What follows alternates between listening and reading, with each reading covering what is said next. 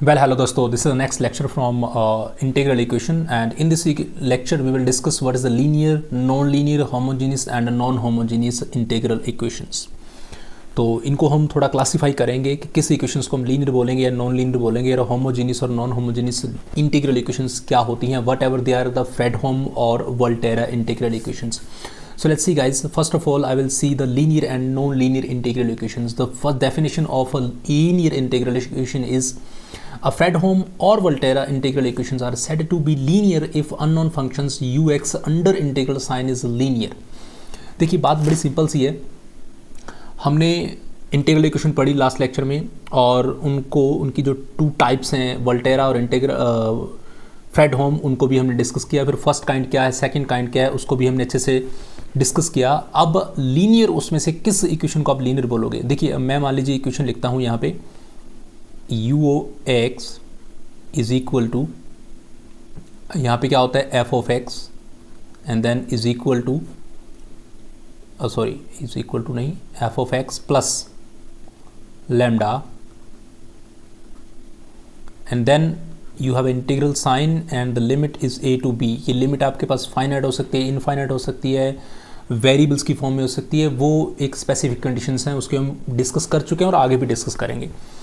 तो एक general integration equation में लिख रहा हूँ, F of X plus lambda A to B, and then यहाँ पे होता है कर्नल, और उसको लिखते हैं के X T, and then U T and D T, U T and D T. अब देखिए दोस्तों, हुआ क्या है कि इस इंटीग्रल इक्वेशंस के अंदर, ये एक जनरल इंटीग्रल इक्वेशन है, इस इंटीग्रल इक्वेशन के अंदर ये जो यू टी की मैं बात कर रहा हूँ, ये यू टी हमेशा क्या होना चाहिए, लीनियर होना चाहिए. U T under integral sign, यानी कि ये जो यू एक्स को हम बोलेंगे ये अंडर इंटीग्रल साइन है, तो it must be what, it must be linear. और अगर ये मेरे पास लीनियर रहेगा तो ये मेरे पास जो इंटीग्रल इक्वेशन है ये मेरे पास क्या हो जाएगी, लीनियर इंटीग्रल इक्वेशन. और नॉन लीनियर रहेगा तो नॉन लीनियर इंटीग्रल इक्वेशन. अब लीनियर का मतलब यहाँ पे सिंपल इतना है कि ये जो u आपने t लिखा है इसकी कोई पावर नहीं होनी चाहिए. आई मीन टू से कि यही इंटीग्रल इक्वेशन को आप बोल दोगे कि ये एक नॉन लीनियर इंटीग्रल इक्वेशन है. और ये कब हो जाएगी दोस्तों, अगर क्या हो जाए, ये आपका यू टी देखो इसकी पावर आ जाए यू स्क्वायर टी, ऐसा कुछ आ जाए, ओके, या फिर यू क्यूब टी आ जाए, और ऐसा इंटीग्रल इक्वेशंस में आपको देखने को मिलेगा ऐसी चीज़ें, ओके. या फिर कुछ एक्सपोनेंशियल की पावर यू टी आ जाए ऐसे, ओके, एटसेट्रा. तो ये अगर चीज़ें आ जाएंगी, और एक लो का केस भी है, उस केस में भी ये जो इक्वेशन है वो आपकी लीनियर नहीं रहेगी.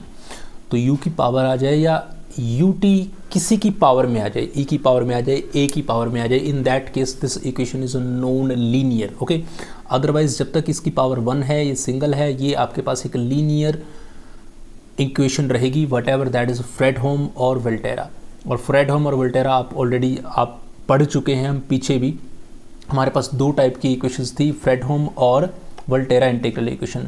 जो दोस्तों फ्रेडहोम इंटीग्रल इक्वेशन होती है उसके अंदर ये लिमिट रहती है ना, जो ये क्या रहती है आपकी, कोई भी नंबर्स रहते हैं, वेरिएबल नहीं होते, like a to b, 0 to 1, 2 to 3, this kind of a limit.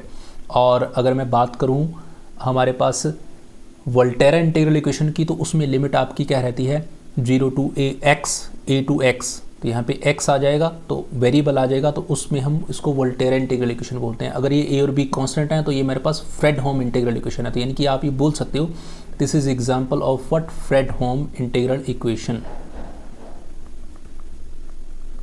Okay.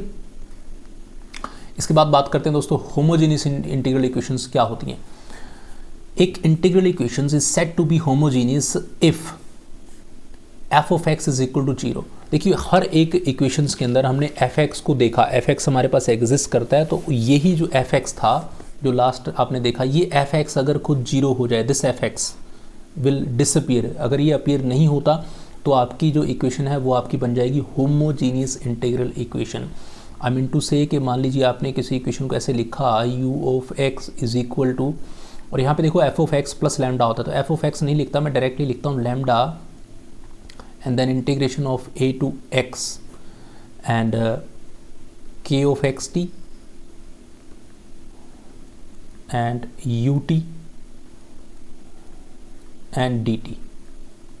In that case this equation is called homogeneous integral equation. Okay और पहले आप देखिए क्या ये वोल्टेरा इंटीग्रल इक्वेशन है या फ्रेडहोम है, तो आप कहेंगे सर ये वोल्टेरा इंटीग्रल इक्वेशन है क्योंकि इसके अंदर लिमिट क्या आई है, लिमिट आपकी x आ गई है, तो ये वोल्टेरा इंटीग्रल इक्वेशन है, वोल्टेरा इंटीग्रल इक्वेशन। और मैं पूछूं आपसे ये फर्स्ट काइंड की है सेकंड काइंड, ये देखो सेकंड काइंड के अंदर हमेशा क्या रहता है, इस तरफ जीरो रहता है दोस्तों। Okay this complete equation must be equal to zero, but यहाँ पे ux अपीयर हो रहा है, तो ये आपकी क्या है, फर्स्ट काइंड है, दिस इज़ फर्स्ट। क्योंकि ये चीज़ें मैं साथ साथ इसलिए आपको रिवाइज करा रहा हूँ ताकि हर लेक्चर में हमें पिछली चीज़ें क्लियर रहें। तो this is Volterra integral equation and this is a first kind integral equation, और this is homogeneous because fx is zero. Okay this is homogeneous integral equation क्योंकि यहाँ पे fx जीरो हो रहा है, और अगर ये fx जीरो नहीं होता तो ये आपके पास होमोजीनियस नहीं होती। अब मैं इसी में एक एग्जांपल आपको लिखूँ, मान लीजिए आपके पास इक्वेशन है 0 इज इक्वल टू लैम्डा, और यहाँ पे है a टू b, और यहाँ लिख देते हैं k ऑफ एक्स टी और u square t। In that case you have to say ये किस टाइप की इंटीग्रल इक्वेशन है। तो आप सबसे पहले देखिए लिमिट पे चले जाइए, लिमिट क्या है, कांस्टेंट है, तो ये फ्रेडहोम होगी, फ्रेडहोम इंटीग्रल इक्वेशन। एक तो ये बात श्योर हुई इससे। दूसरी पे चलते हैं, इक्वल टू जीरो है तो इट मीन्स ये सेकंड काइंड की है, second kind. Okay and after that क्या ये फर्स्टली लीनियर नॉन लीनियर की बात करो, क्या ये लीनियर है, देखो लीनियर में यहाँ पावर 1 चाहिए, यहाँ पावर 2 है, तो ये लीनियर तो नहीं है, this is what, this is non linear. अब बात करो क्या ये होमोजीनियस है, yes it is homogeneous because f of x यहाँ अपीयर नहीं है।